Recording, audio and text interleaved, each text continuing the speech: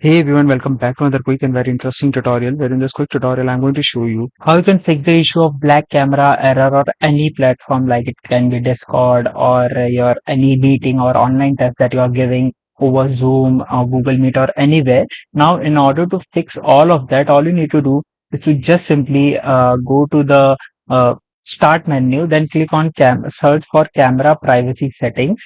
Inside the camera privacy settings, first of all make sure that the camera is enabled. From here, camera access.